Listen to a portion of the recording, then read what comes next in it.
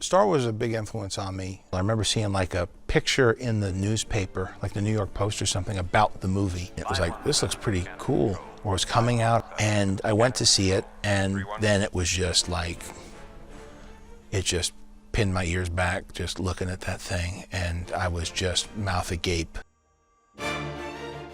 It's fascinating to experience as a child, to have your imagination so enriched by these stories, and then now as an adult to look back and rekindle my relationship to Star Wars, and in particular those Star Wars movies and the tone of this series.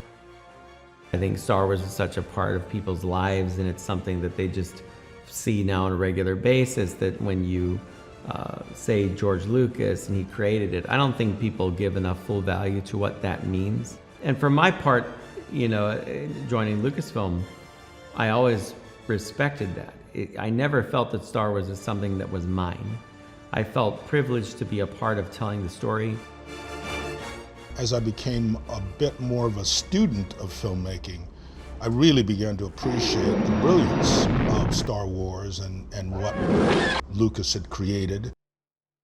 Having seen the screenplay, I immediately had the feeling, yes, there was something of substance. So this is really good in storytelling, and it has a lot of openings for complete fantasy.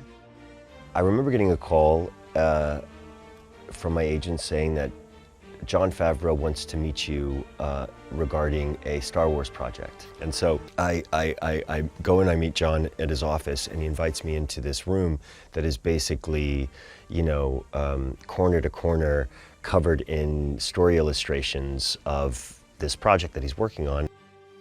The show, to me, in the most basic storyline, is about a man who's been following a way of life and has that way of life sort of upended by the introduction of the baby, and it sort of changes his life. So I think it's really sort of about a man discovering something about himself that he had never known until he met the child.